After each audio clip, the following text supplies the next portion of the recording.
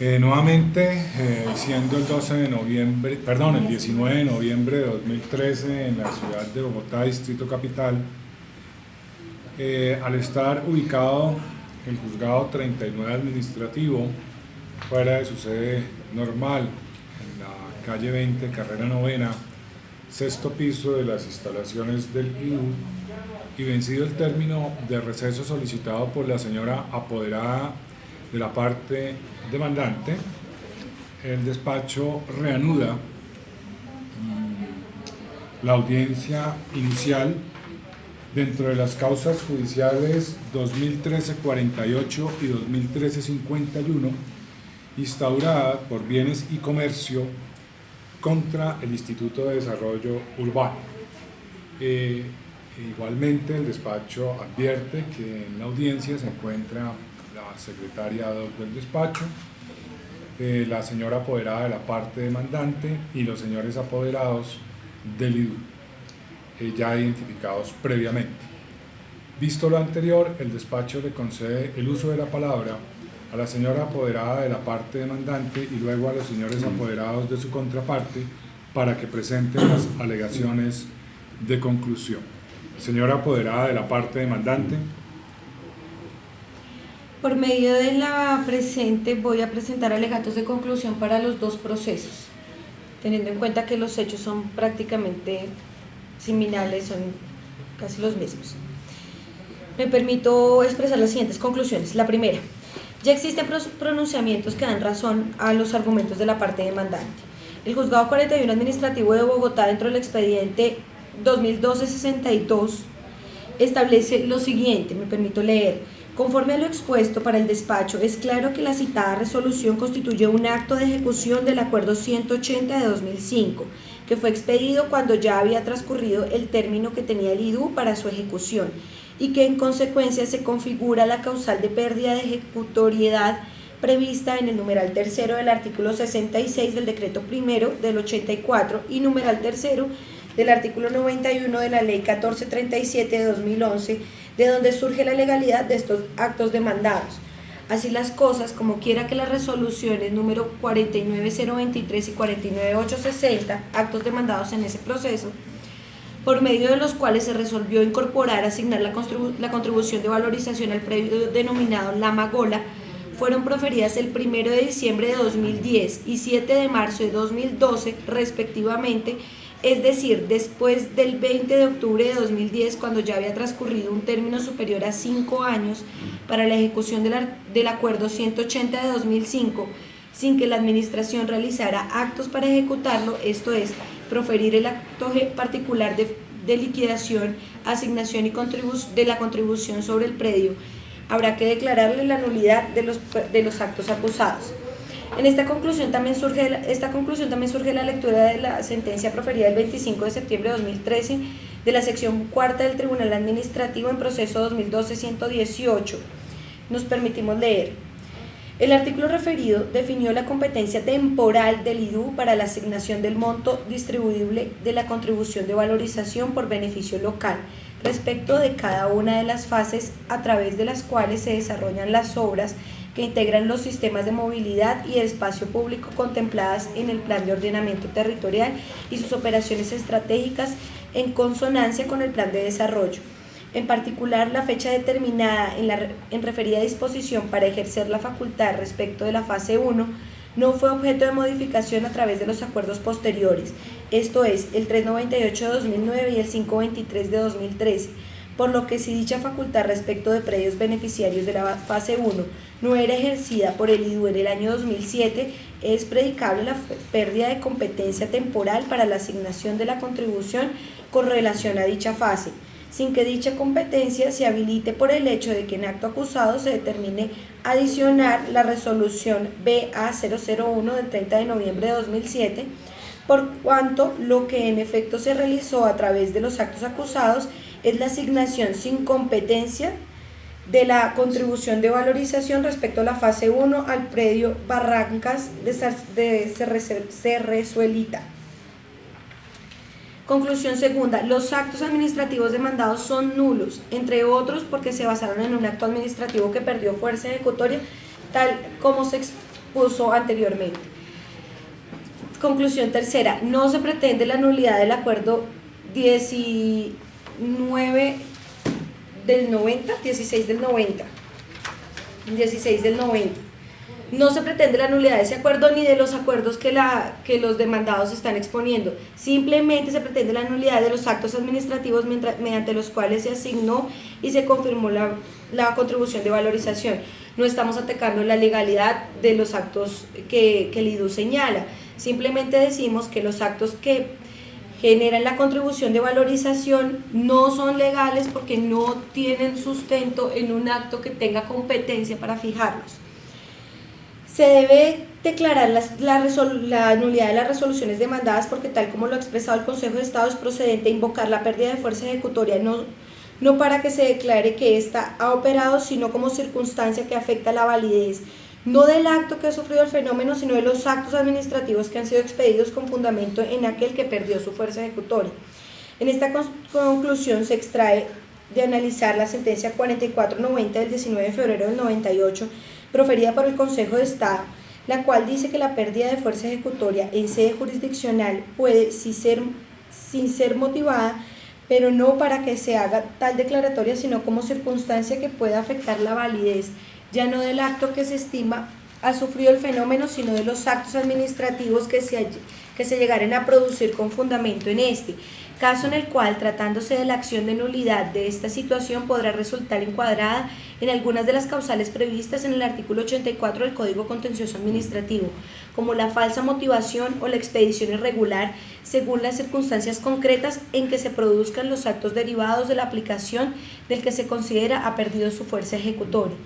En efecto, en el presente caso es acorde al contenido de la sentencia citada, pues en sede jurisdiccional hemos invocado la pérdida de fuerza ejecutoria del artículo 25 de 2001, no para que se declare que dicho acuerdo perdió fuerza ejecutoria, sino como circunstancia que afecta la validez, no del acuerdo 25, sino la validez de las resoluciones 3624 del 4 de marzo, 6170 del 16 de enero de 2012 y 2719 del 5 de octubre de 2012, las cuales fueron proferidas con fundamento en el acuerdo 25 de 2001.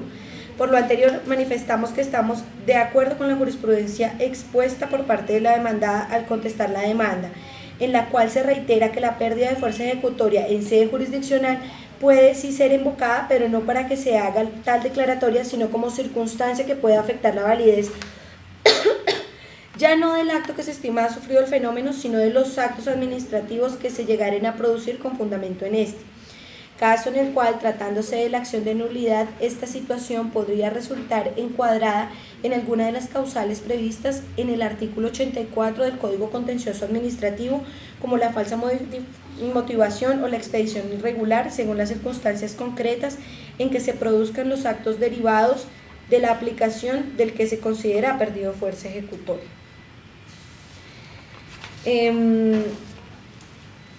Con lo anterior que quiero exponer, no estamos solicitando la ilegalidad ni la derogatoria de los actos que dieron como nacimiento las resoluciones que asignan la valorización. Creo que esa discusión lo único que permite es desviar la atención de lo que realmente es importante. Lo que realmente es importante es que el IDU no tiene facultad extratempore por siempre y para siempre para fijar una valorización. No está bien que estén fijando una valorización 22 años después de expedido el acto que les permite fijarla. No va acorde a derecho, está en contra del artículo 66 del Código Contencioso Administrativo, que establece que los actos administrativos serán de obligatorio mientras no hayan sido anulados, suspendidos por la jurisdicción de lo contencioso administrativo, pero perderán su fuerza ejecutoria en los siguientes casos. Tercero, cuando al cabo de 5 años, no de 22, ni 25, ni 40, de estar en firme la administración no haya realizado los actos que le corresponda para ejecutarlo. En el caso en cuestión, la administración no asignó la contribución de valorización, como se reconoció en la fijación del litigio. En ningún punto, y pasados esos 5 años, la administración hizo ningún acto para que siguieran en adelante y tuviera fuerza ejecutoria. Pasados 20, 22 años después, es que la administración decide por una solicitud de mi apoderada, establecer que, ay, sí, tengo que ponerle valorización. No puede ser, porque es que no podemos continuar nosotros toda la vida como contribuyentes esperando que buenamente la administración en algún punto deje la desidia y se vuelva eficaz y empiece a trabajar. Tenemos que prosperar porque nosotros tengamos las normas claras, las reglas claras, y no en cualquier momento y con base en una resolución de 1000 años atrás o de un acuerdo de 1000 años atrás vengan a ponernos una contribución de valorización que en mi concepto está sustentada en actos que han perdido totalmente su fuerza ejecutoria. Señor juez, le pido que tenga en cuenta también todas las sentencias que hemos citado al interior de la demanda, porque creo que todas estas aplican para los dos casos en cuestión y creo que son más o menos las mismas, porque estamos hablando de un tema de pérdida de fuerza ejecutoria de un acto y que en virtud a este se vuelven nulos los actos, las resoluciones demandadas dentro del litigio. Creo que con esto cierro mis alegatos de conclusión y creo que queda bastante claro cuáles son mis peticiones. Muchas gracias, señora apoderada de la parte demandante. A continuación, le concedemos el uso de la palabra al señor apoderado del IDU en la causa judicial 2013-048 para que por el término de 20 minutos presente sus alegaciones de conclusión. Doctor, tenga la onda.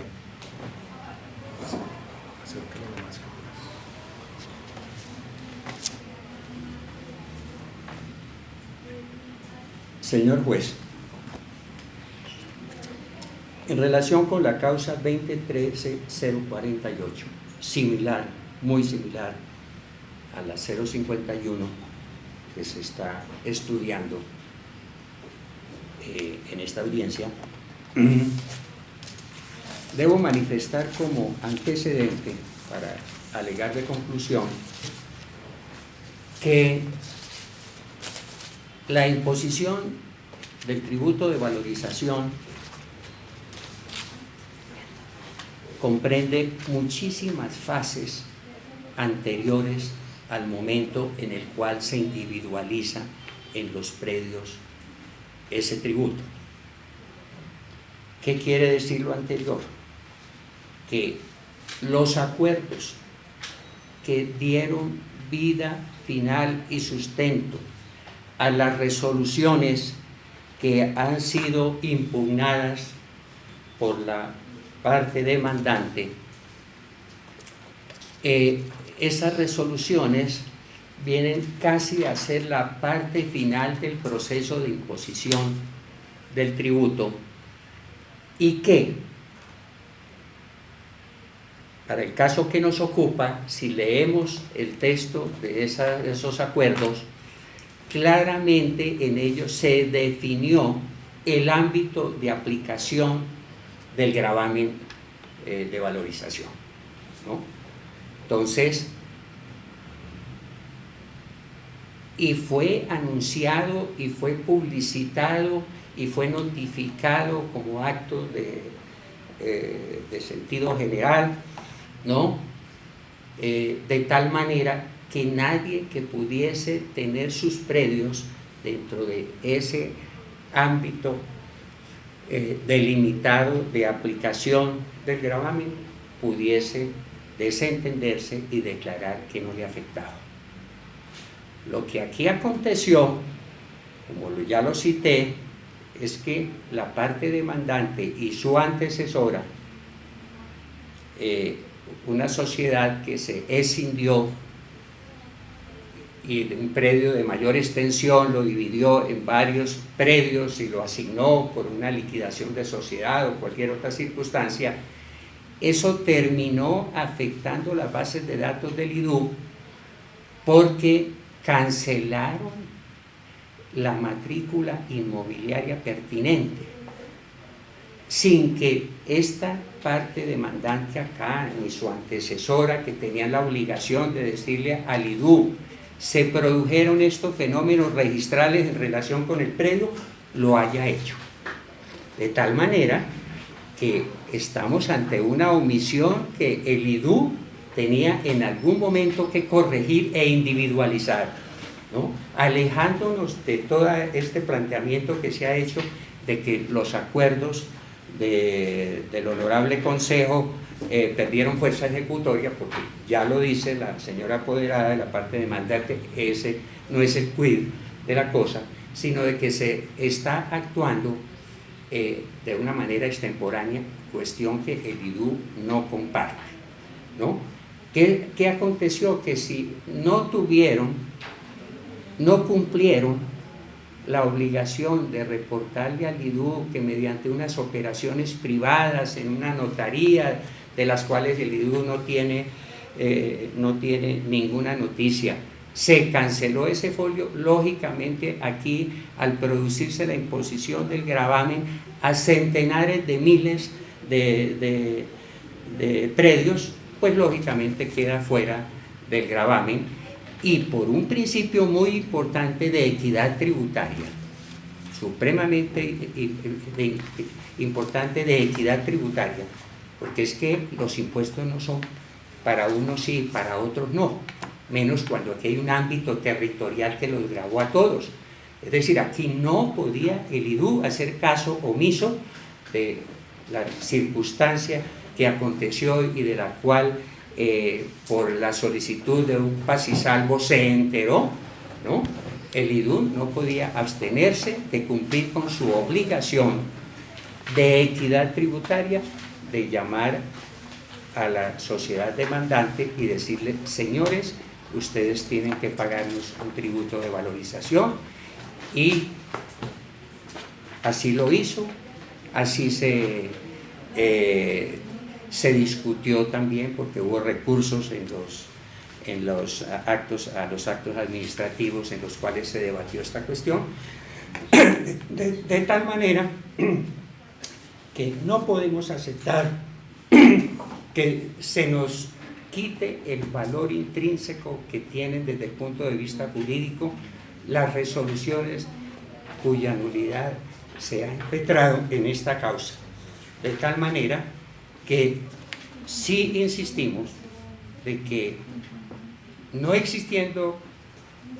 pudiendo aplicarse ni habiendo sido declarada por la jurisdicción la pérdida de fuerza ejecutoria, como se planteaba por allá en el artículo 66, si no estoy mal, del decreto 01 del 84, norma que se trasplantó a nuestro nuevo código contencioso perfectamente, con todas sus comas y puntuación, no han sido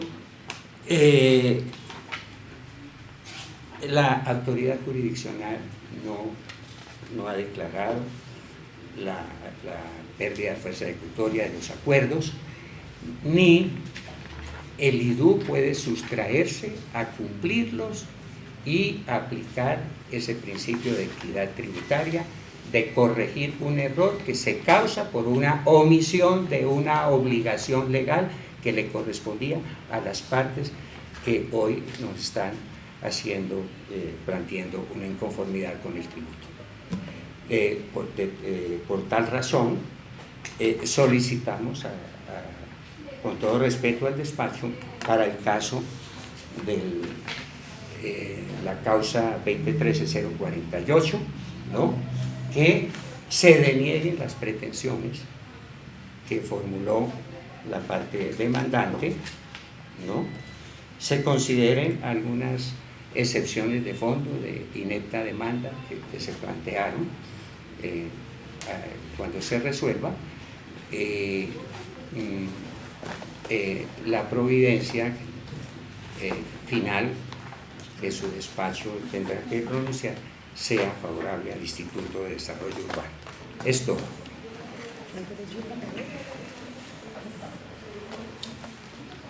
Bien, en estos términos ha quedado presentados los alegatos de conclusión en la causa judicial 2013-048.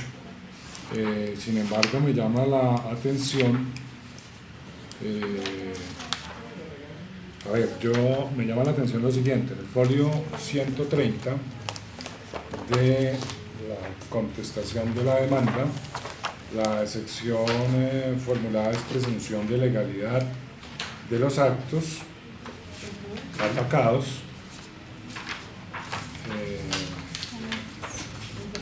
Página 14 de la del- contestación. del derecho de defensa, de la pérdida de la fuerza ejecutoria, del debido proceso, de la falsa motivación. Doctor, no recuerdo haber visto que haya excepción previa e inepta demanda. No sé si el doctor me quiera refrescar porque no lo encuentro, porque pues yo, porque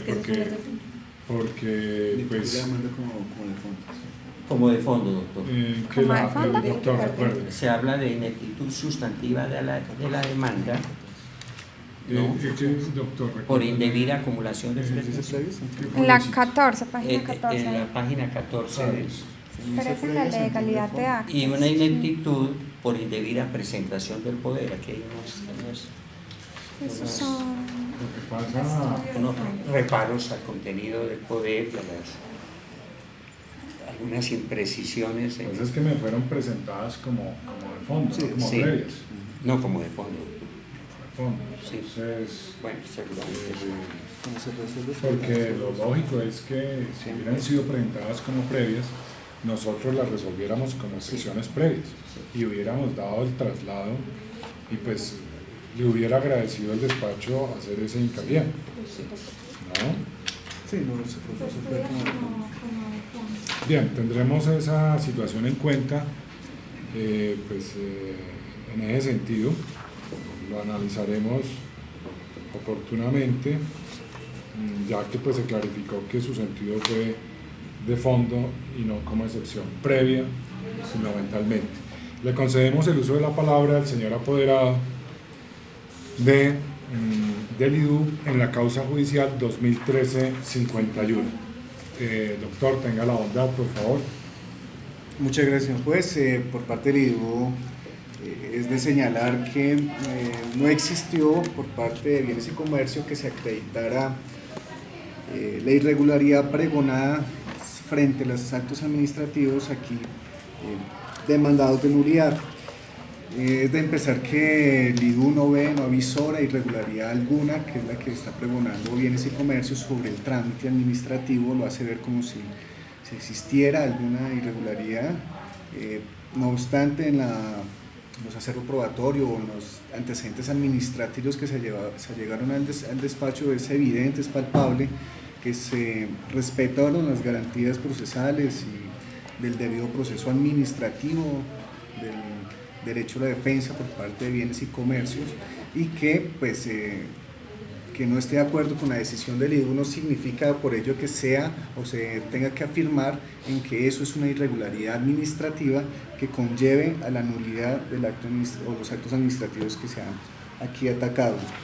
De manera que señalar de esa forma la irregularidad es fuera de tono, es fuera de foco, no se acredita con prueba alguna sobre esa irregularidad. De manera que pues solicito al despacho que en ese sentido no se entienda o no prospere esa afirmación de la irregularidad adelantada en el proceso administrativo de los actos administrativos. De manera que quedó en eso una afirmación, hubo una violación directa del principio de bonus probandi, no se acreditó esa violación al debido proceso ni al derecho a la defensa por parte del Instituto de Desarrollo Urbano frente a las solicitudes y recursos adelantados contra los actos administrativos aquí atacados en vía judicial. Sí, doctor. Tranquilo, no se preocupe. Por favor, prosiga. Yo sé que está aquí y allá. Por otro lado, Bienes y Comercios no respaldó sus afirmaciones sobre la carencia de motivación y falsa motivación. En una elemental lectura de las resoluciones aquí cuestionadas se observa que la distribución del gravamen de valorización hace parte de las operaciones administrativas del cálculo de contribución y en ella se definen las zonas de influencia. Es la etapa en la que se señala qué sectores catastrales se asigna la contribución, por ello corresponde a una fase del proceso que se agota antes de la liquidación y asignación y que además está directamente relacionada con el método de liquidación, la cual ya se encuentra establecido en el acuerdo que autoriza el cobro. Bajo esa postura no se puede señalar que existió una falsa motivación cuando el IDU atendió los presupuestos antes referenciados de asignación y los que resolvieron recursos que se encuentran lo suficientemente motivados. Como quiera que los actos administrativos atacados tienen por objeto la elaboración de obras, planes y conjunto de obras que se elaboraran con las contribuciones recaudadas y que fueron beneficiarios por parte de bienes y comercio. El punto de la contribución de valorización es eso, valoriza el inmueble. Los inmuebles de bienes y comercio fueron valorizados y no fueron esa contribución pagada por parte de ellos. De manera que bienes y comercio tampoco desvirtuó la obligación que tenía consignada en el acuerdo séptimo de 1987. La demandante no se pronunció ni justificó la obligación contenida en el acuerdo séptimo de 1987, esto es que los propietarios y poseedores, en este caso bienes y comercio, tenían la obligación de realizar la denuncia de predios, por lo que el mismo artículo 41 del Estatuto de Valorización vigente imputa al contribuyente los errores que tengan como origen la omisión de hacer denuncia del predio, como en el presente caso. Dicho acuerdo se encuentra entonces en www.alcaldiabogota.gov.co. El acuerdo pues se nota entonces que Bienes y Comercio no pudo o no justificó su omisión de denunciar los predios ante esta obligación normativa. Por otro lado, se evidencia pues un entremezclamiento de argumentos cuando se habla de que falta de pérdida ejecutoria de los acuerdos justifica o edifica su nulidad frente a los actos administrativos. Hace ver que al no existir esa presunta falta de ejecutoria de los acuerdos, no debió proferirse los actos administrativos atacados. Esto contraviniendo entonces con el principio de equidad tributaria del IDU, que actuó pues dentro de las normas y actuó en legítima, o más bien basados en unos acuerdos que se encontraban revestidos de legalidad y que no han sido atacados ni han sido declarados nulos. De manera que se puede señalar que el IDU actuó conforme las normas lo establece y lo señala. Por lo tanto, solicito al señor juez que no se tengan en cuenta las pretensiones enervadas por la sociedad Bienes y Comercio. Muchas gracias. Gracias, doctor, muy amables. Bien, en este estado de la diligencia, pero previo a proseguir, estábamos hablando que al cotejar la copia de la demanda que tiene el señor apoderado del IDU con el documento que aparece en el expediente no coincide, es decir, la falta de ineptitud sustantiva de la demanda y de poder aparece en el escrito del doctor, pero no aparece en el escrito que llegó finalmente. De todos modos, le voy a conceder el uso de la palabra al señor apoderado del IDU para que me ratifique si el despacho está en lo cierto respecto de esa apreciación. Doctor, tenga la bondad. Sí. Gracias, señor juez. Efectivamente, con la venia suya cotejamos el escrito que tengo en la carpeta del IDU de contestación de la demanda y pude verificar que ese capítulo 3, excepciones, titulado excepciones, en la página 14,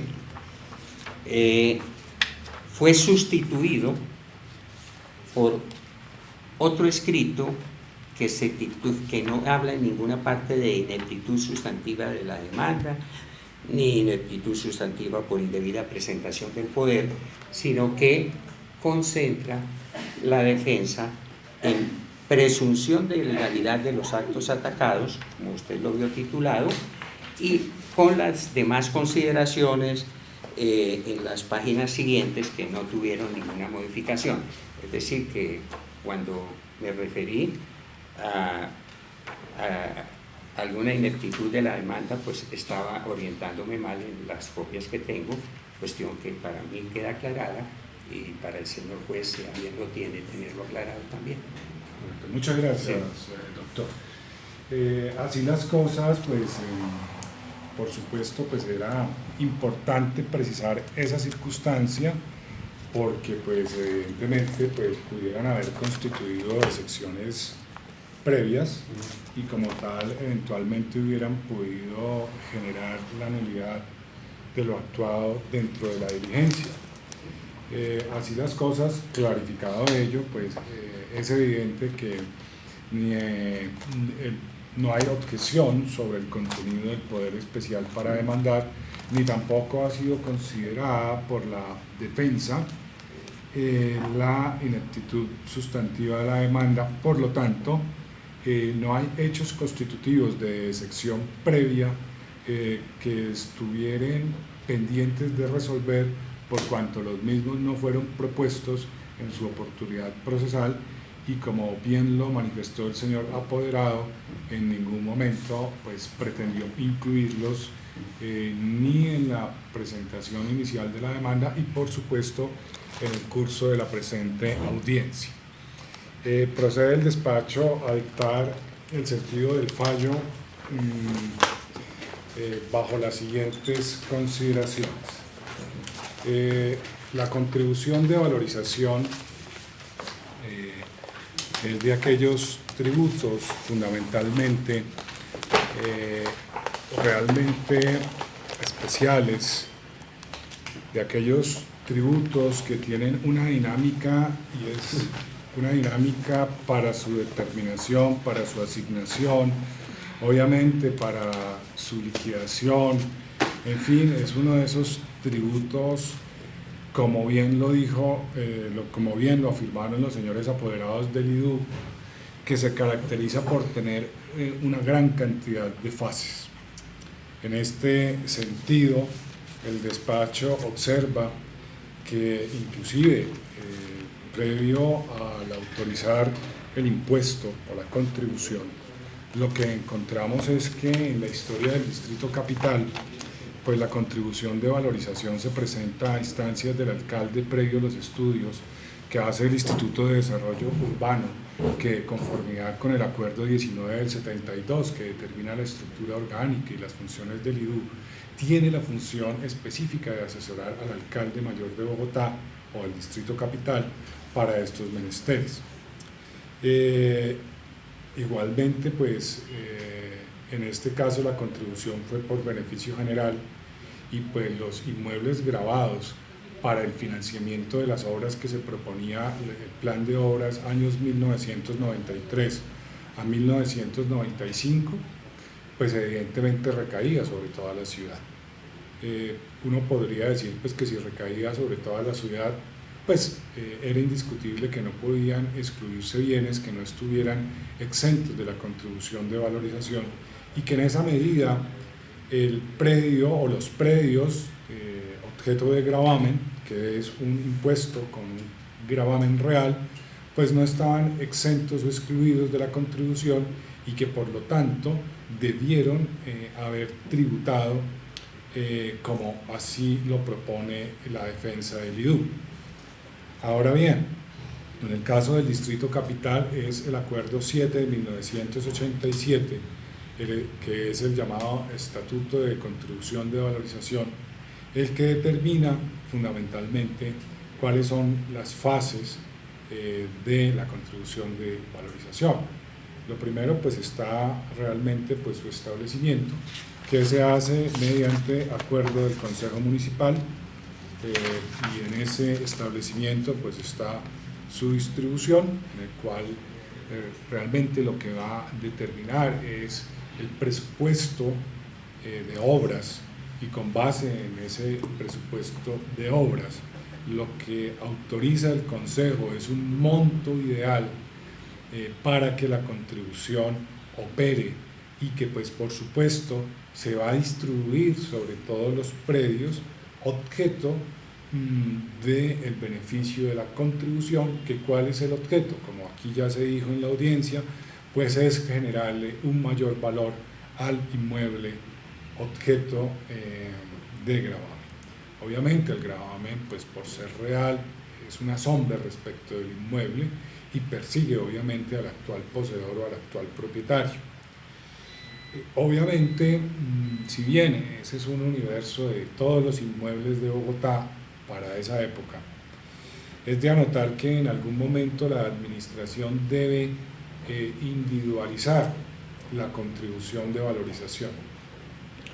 Y la contribución de valorización se va a determinar, se va a establecer y se va de una u otra manera futuramente a liquidar cuando evidentemente el Instituto de Desarrollo Urbano pues determine en primer lugar la asignación, cuánto le corresponde, y posteriormente materialice conforme a los métodos y a los sistemas que tiene el Acuerdo 7 del 87, que son como unos 8 por lo menos, artículos 50 y siguientes, si no estoy mal, pues determine cuál es la vía, sobre qué predio recae y en qué cuantía recae, y lo materialice a través de una factura o una cuenta de cobro, digámoslo, recibo de pago, para ser un poco más genérico.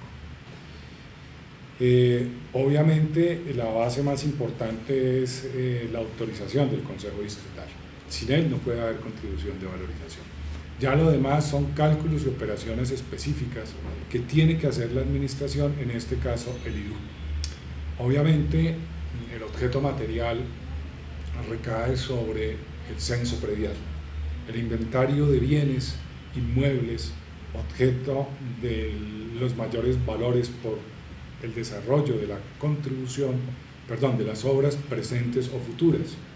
La contribución para su cobro no necesita que las obras estén realizadas, puede efectivamente cobrarse aun cuando las obras no hayan iniciado, porque se entiende que es para financiar efectivamente la construcción de esas obras.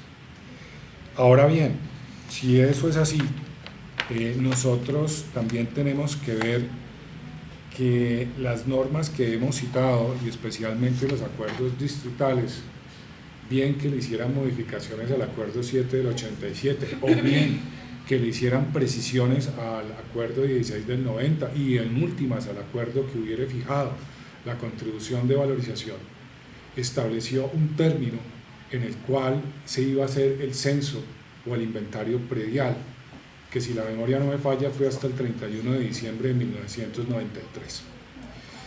Con lo cual, evidentemente lo que vamos a encontrar es que llama la atención, aunque eso no fue un hecho objeto de análisis y no lo será, es que la contribución de valorización recayó sobre inmuebles futuros,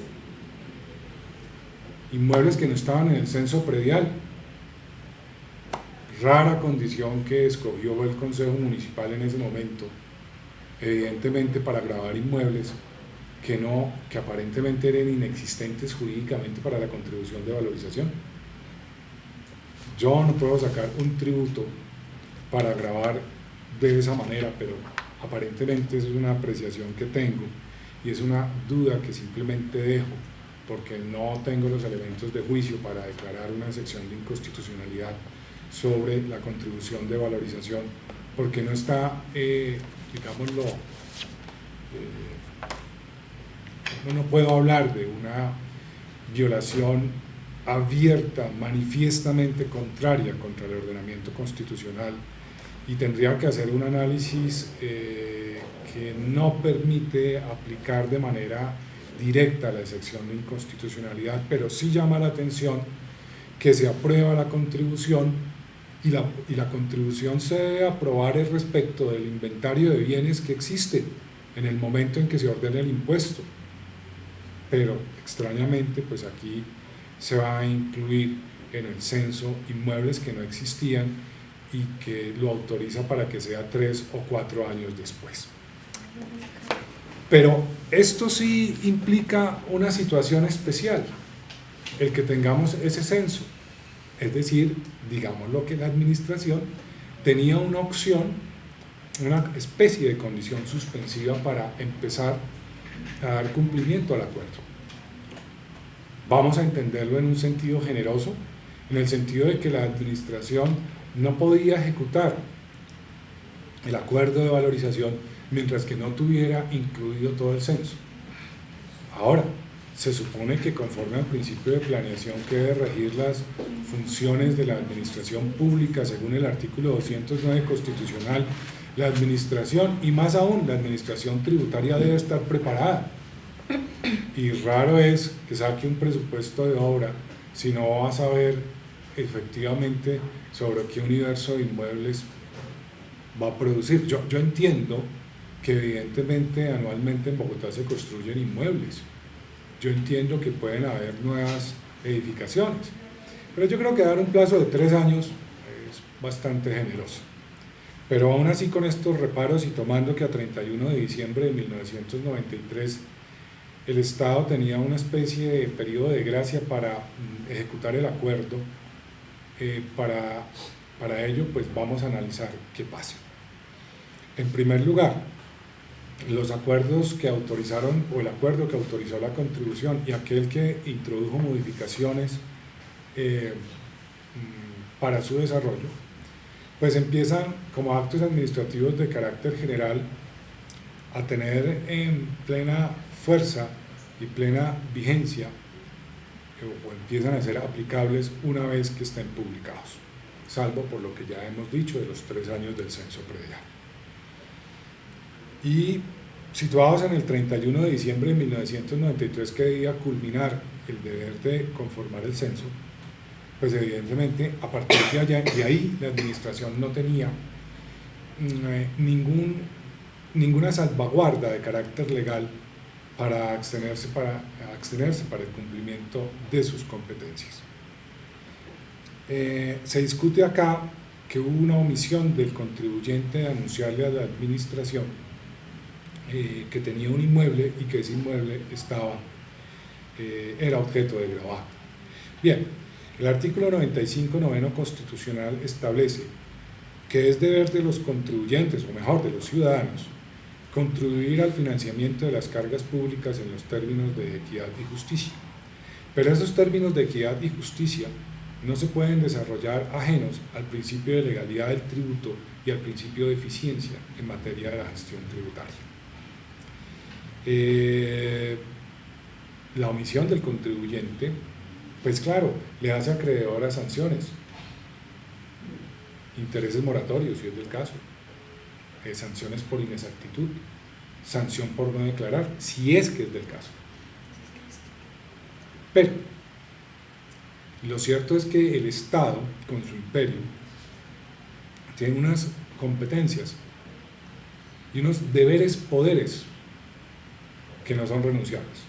El Estado no está para que lo contemplen, sino el Estado está para cumplir y hacer cumplir la Constitución y las leyes de la República.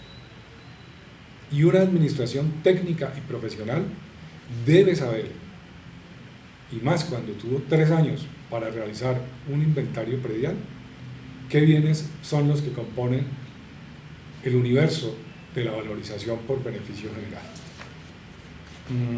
En uno de los procesos, en el 2013-148 no hubo mutaciones catastrales, no hubo ventas, englobes, desenglobes. En el 2013-051 sí las hubo, pero solamente se produjeron según lo que tiene registrado el despacho, conforme al acervo probatorio hasta el 2005.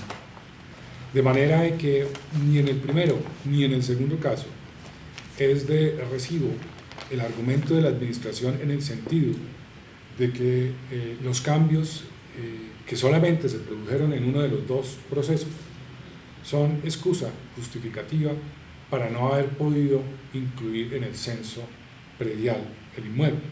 Ahora, la pregunta tampoco, eso no fue un cargo desarrollado por la demandante en sede de juicio de legalidad, y es que ¿qué pasa con el haber incluido de manera tardía en el censo bienes que no lo estuvieron en el momento en que lo debieron haber estado en el año 93?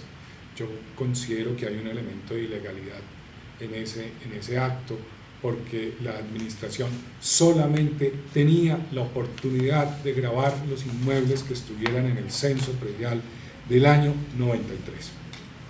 Eso para mí también es otra limitante.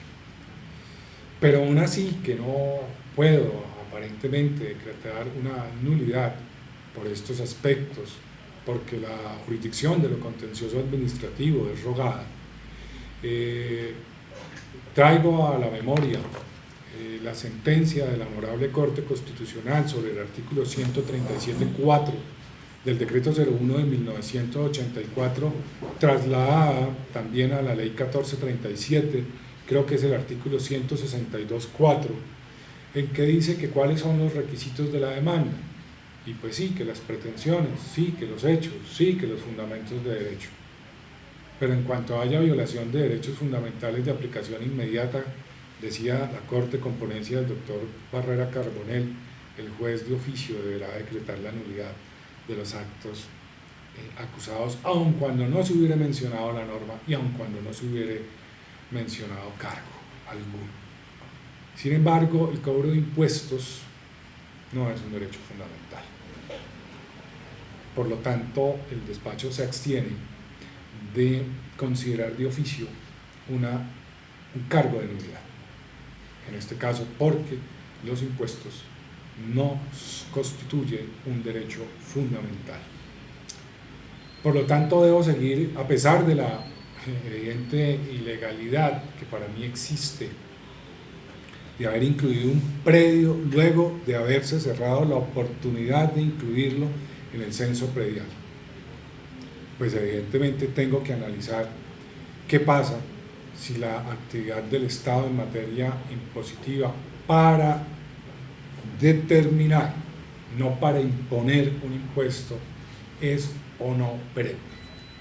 En cuanto a la facultad de imponer, de decretar impuestos, es indeleble, es permanente, es una competencia constitucional y más dentro de las facultades que tienen las entidades territoriales conforme al artículo 287 constitucional, mientras que ella está vigente, las autoridades locales podrán siempre decretar impuestos, contribuciones en su comprensión geográfica, en este caso la contribución de valorización. Pero aquí no se trata de si el Estado, administración distrital, consejo distrital, alcalde, a través de su iniciativa de presentar proyectos de ley, proyectos de acuerdo para la aprobación de contribuciones o impuestos por parte del Consejo, tiene o no esa competencia. Ese no es el punto que se trata acá. El punto que se trata acá es que si la asignación de la contribución de valorización, prácticamente 18 años luego de haberse cerrado la oportunidad para incluir en el censo predial a un inmueble, tenía la oportunidad del Distrito Capital, a través, en este caso, del Instituto de Desarrollo Urbano como sujeto activo de la contribución de valorización, tenía evidentemente la oportunidad de asignar la contribución. Claro, habilitado se encuentra, es el sujeto activo y no ha perdido su condición de sujeto activo, pero sí perdió la oportunidad desde el punto de vista temporal para su ejercicio. Tenía 5 años para ello. La pérdida de la fuerza ejecutoria de los actos de la administración no solamente aplica fundamentalmente para actos de contenido particular, sino para actos de contenido general.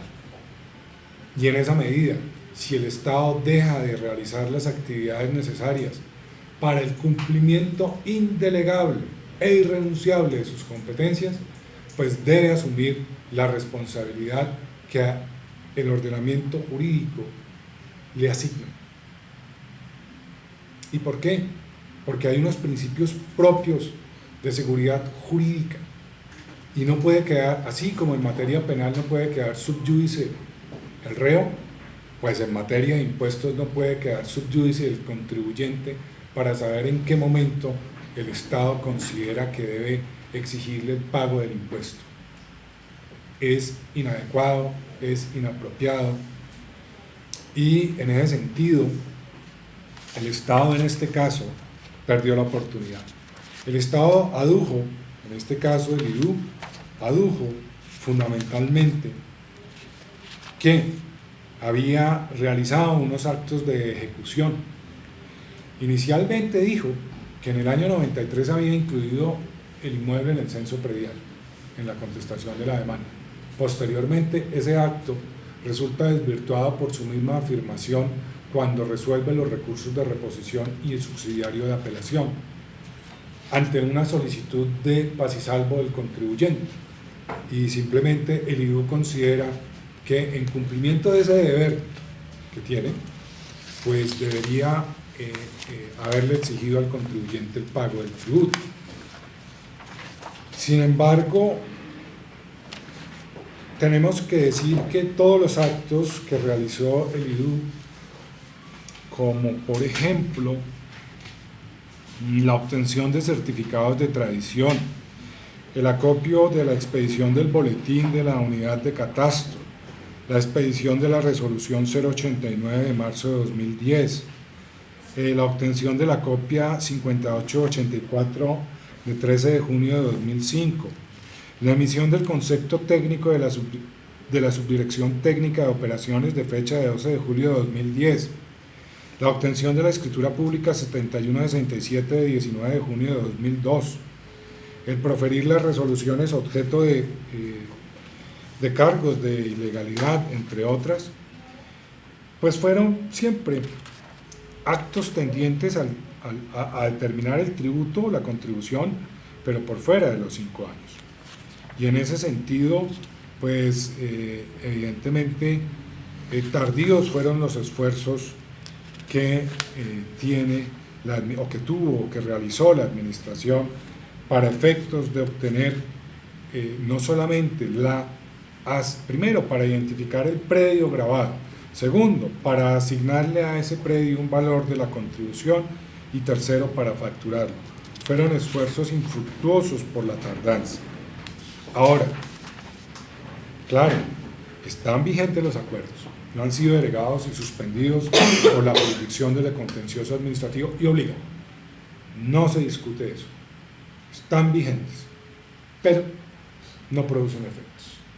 No producen efectos por el paso del tiempo y por lo tanto los actos administrativos acusados, expedidos por la administración extemporáneamente respecto de la oportunidad para haber individualizado la contribución, pues generan no la nulidad de los actos generales, es decir, de los acuerdos distritales, sino la nulidad por expedición irregular de los actos particulares o individuales acusados, objeto mediante los cuales se impuso, se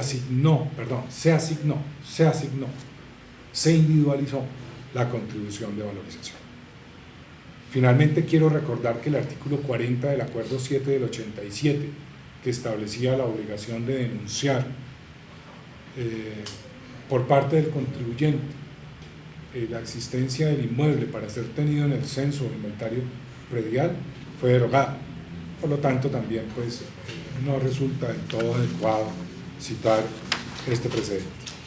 Así las cosas, estos son los elementos principales del sentido del fallo. Sentido del fallo que lleva a concluir a esta judicatura que deben admitirse las pretensiones de la demanda, es decir, declarar la nulidad de los actos particulares demandados, mediante los cuales en el año 2011 se impuso la contribución de valorización, también igualmente de los actos que decidieron confirmar el mismo, es decir, los que decidieron el recurso de reposición y en subsidio el de apelación. Igualmente, al acceder las pretensiones, pues obviamente procede el restablecimiento. Obviamente es claro que la judicatura puede modular ese restablecimiento, pero digamos lo que la demandante en las causas judiciales 2013-48 y 2013-51 pues no está obligado a pagar la contribución de valorización. Para ambas causas judiciales no habrá condena en costas, teniendo en cuenta que que el Honorable Tribunal Administrativo de Cundinamarca estima fundamentalmente que el cobro o la determinación o el ejercicio de las potestades fiscales es de interés general. Obviamente, pues este despacho acata esa doctrina judicial, no la comparte, porque evidentemente este caso es de aquellos en que uno le llama la atención que, a pesar de tener una administración con muchos abogados especializados y con muchos técnicos en las áreas de asignación del tributo, haya carecido de un criterio realmente profesional para obrar. Obviamente no me refiero a mis colegas aquí apoderados presentes, quienes por supuesto les ha tocado defender una causa judicial particularmente difícil para ellos. Por el contrario, su defensa fue muy bien llevada. Ese es el profesionalismo que seguramente le hizo falta, no a ellos, no a mis colegas aquí presentes, sino a quien en algún momento le pidieron un paz y salvo y respondió lo que no era. Bien valdría la pena investigarlo. Yo creo que es que la administración es responsable. Y esto es uno de los casos donde se debería decretar una condena en costas ejemplar. Es que no hay lugar a llevar pleitos a la administración de justicia como estos. Hay más interés general que la administración de justicia no esté congestionada. Hay mayor interés que la administración de justicia realmente resuelva causas realmente dudosas y no causas donde evidentemente ya hay por parte del juzgador, no un prejuzgamiento, pero sí hay una claridad de los elementos de juicio que marcan la pauta y el derrotero. Pero obviamente eso no es culpa de mis colegas. Obviamente eso, así es el derecho y así son las entidades públicas, y para eso están los defensores. Lamento sí no poder condenar en costas, porque debería hacerlo, estoy convencido de que debería hacerlo, porque no es justo llevar a una parte a dos pleitos para que le resuelvan esta circunstancia. Sin embargo, me debo mantener en la decisión ya tomada de que no hay condena en costas. Igual para mí es más importante a veces, de interés general, resolver desplazamientos forzados, violaciones a los derechos humanos, al derecho internacional humanitario. Creo que eso sí es de más interés general, público e internacional, ¿sí?, que los impuestos, a pesar de que amo profundamente la materia y lo que hago. No puedo despedirme sin agradecer la generosidad del Instituto de Desarrollo Urbano, de sus señores apoderados, por habernos prestado la locación para estar aquí, a pesar del resultado tan adverso.